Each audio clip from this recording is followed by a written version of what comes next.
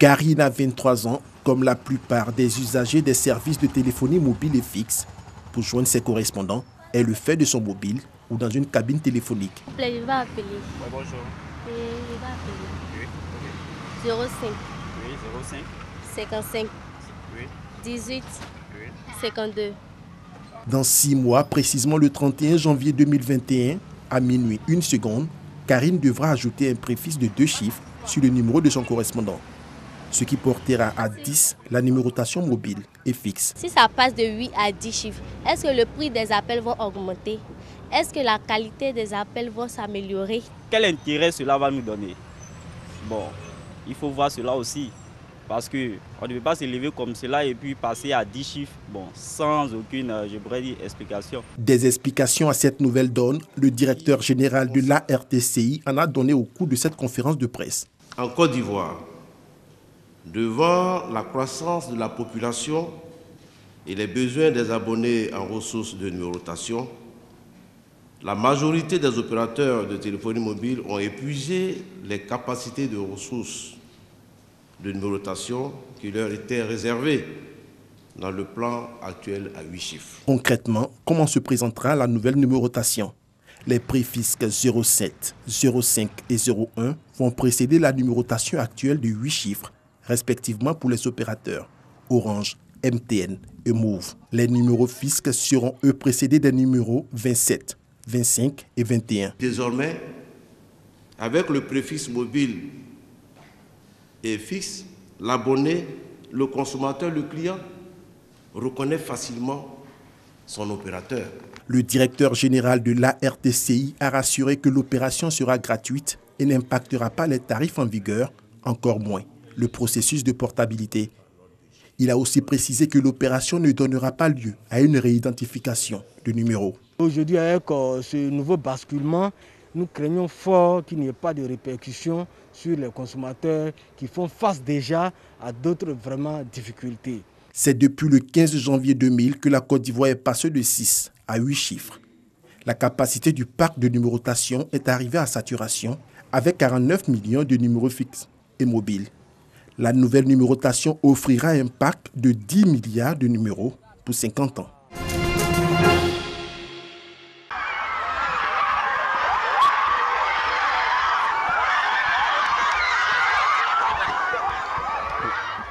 Des cris de joie dans la cour du collège moderne du Plateau. Les candidats admis au brevet d'études du premier cycle BEPC session 2019-2020 ne tiennent plus en place. Oh, ma maman, c'est parce qu'elle n'était pas ici. Elle est partie au village. Donc elle appelle pour me dire d'étudier. Donc je suis heureuse. Quand tu fais un travail et puis tu vas le fruit de ton travail, tu es vraiment content. C'est ma deuxième fois. La deuxième fois, vraiment, je suis content. J'ai une soeur, je suis très heureuse. Ma maman serait contente. Cette année, la crise sanitaire liée à la maladie à coronavirus a changé la donne. Pas de proclamation publique. Seuls les candidats ont accès au centre d'examen et prennent leurs résultats à tour de rôle dans les salles de classe. Quand ils arrivent, on prend la peine de vérifier la convocation pour voir la salle dans laquelle il a composé. Et puis après, il doit signer. Après la signature, on lui remet le relevé. Le Collège moderne du Plateau a réalisé un taux de réussite de 70%. Mélène Kwa, candidate libre, ne sautera pas de joie. Elle n'est pas admise, mais garde espoir. J'ai fait au moins 6 ans sans partir à l'école. Donc c'est un candidat libre que j'ai fait. Voilà. Donc bon, j'ai un peu peur. Et puis bon, ça me fait mal d'une part parce que mon père a mis tout son espoir sur moi, sachant que j'allais faire au moins quelque chose. Mais ça n'a pas marché. 53,17% de candidats sont admis au BEPC cette année sur toute l'étendue du territoire, selon la directrice des examens et concours. Le BEPC et le test d'orientation en seconde ont enregistré un effectif cumulé de 503 472 candidats répartis dans 799 centres de composition à travers le territoire national.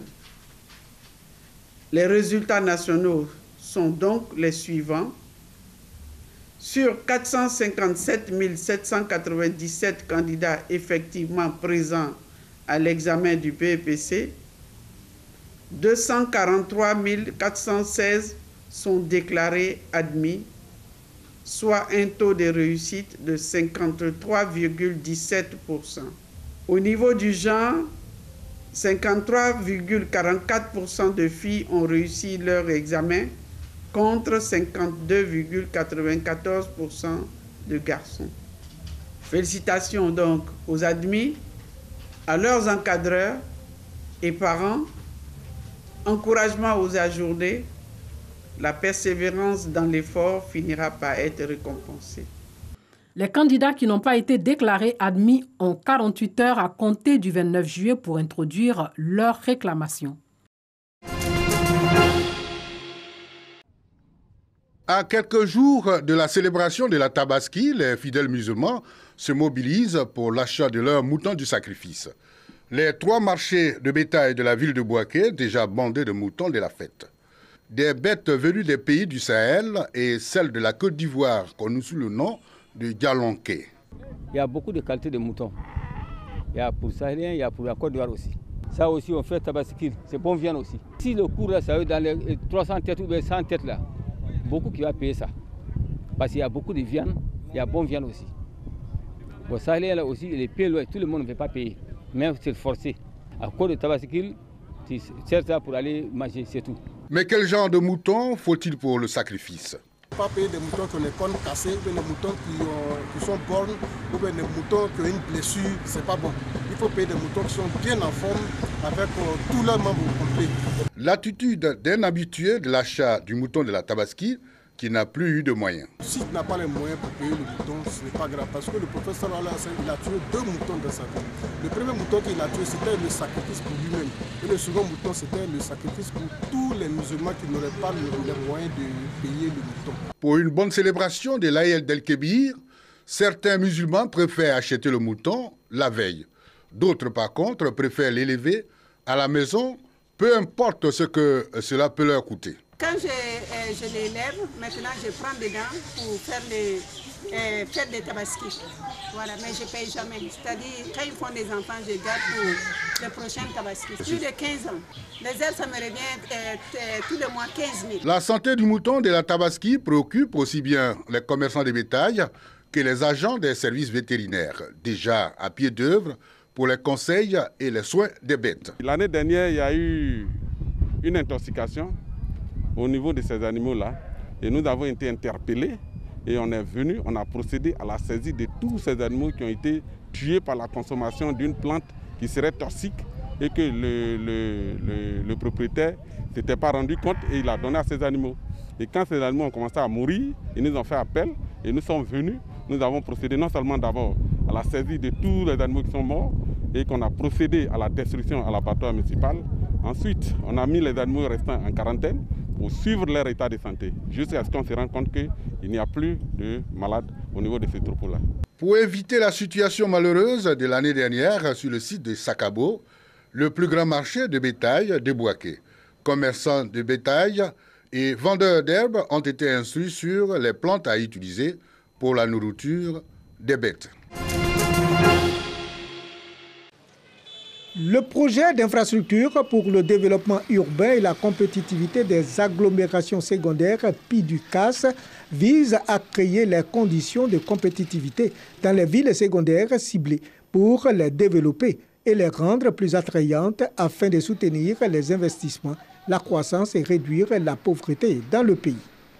La première phase du projet va concerner les villes pilotes de Bouaké et San Pedro, qui sont des pôles de développement stratégiques. L'idée, c'est de créer des pôles économiques attrayants en dehors d'Abidjan, afin qu'on puisse éviter l'exode vers Abidjan. Je vais à Abidjan pour chercher du travail. On peut rester sur place et gagner sa vie correctement. La cible du projet, les organismes gouvernementaux, les opérateurs du secteur privé, les femmes et les commerçantes évoluant dans le domaine de la production. À terme, il s'agira d'établir la cartographie du tissu entrepreneurial de Bouaké. Nous avons l'habitude de travailler avec nos propres fonds, mais cette fois-ci, la Banque mondiale a décidé de nous financer Et puis, ils vont nous apporter beaucoup d'appui, pas financièrement seulement, mais avec plusieurs soutiens. Nous attendons des financements, certes, mais nous attendons aussi, comme l'a dit le panéliste, la formation des jeunes.